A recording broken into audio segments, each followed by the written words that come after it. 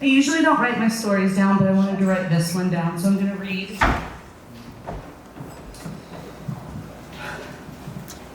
There's this friend I've had since I was a kid. She's always been mean, but she was always there to hang out with.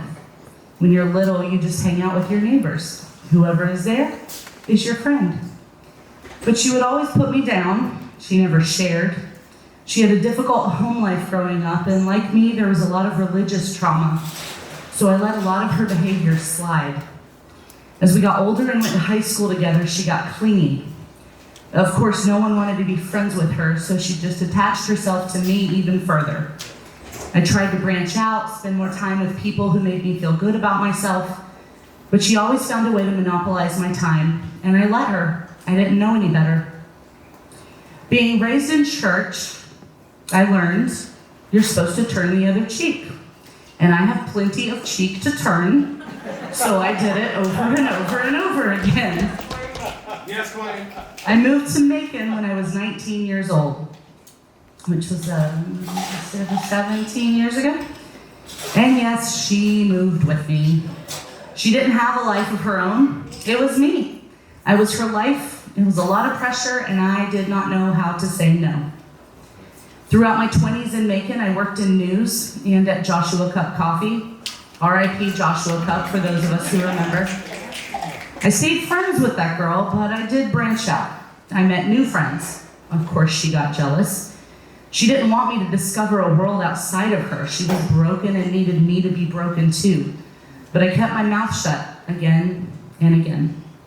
I got married at 29 to a man I'm no longer married to, but I still love dearly. Of course, she stood there with me. I had set some boundaries, and she seemed to be getting better, but she still took advantage of my meekness and kindness as often as possible. When I was 30, she tried to kill me. I started therapy, and I set even more boundaries. I tried to make my marriage work when I clearly wasn't happy, but my marriage was safer than falling prey to her again. And for a while, it worked.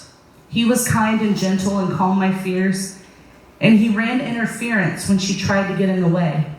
But his love and support were in his own voice, and I still didn't have my own. I didn't whisper anymore, but I certainly wasn't loud. And my frenemy moved away. She was still there and showed up at the most inconvenient times. She would start yelling at me, and I didn't know how to yell back. I tried to be kind, I tried to talk back. I tried, but it was a whimper. And then, loud fell in my lap. Sometimes too loud, but that's what earplugs are for. He was queer and polyamorous like me. He was punk rock. His eyes, a color that doesn't exist, and a passion that quite literally took my breath away. He was deafening in the most wonderful way. And just for the sake of being concise, I ended up separating from my ex-husband. We're still close and we love each other in that same gentle voice. But the loud guy, with his crazy curly hair, his neon pink pants, his music, which sounds like a drum set fucking a guitar, his obsession with professional wrestling, he brought me to life. And he killed my bully, the one who had put me down, stolen years and moments of my life, made me believe I would never accomplish anything or find my own voice. She made me believe I was unworthy of being loved with the very same passion that I gave to others.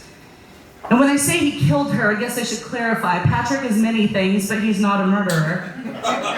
He showed me how to love that girl. He showed her how to love me, and he helped me find my voice. He didn't steal my voice, he helped me find it. He held the flashlight while I looked around a dark room. He held my hair back when I got sick from searching. He literally took that girl inside me and he loved her into herself. And yeah, if it wasn't clear, the bully I grew up with was me.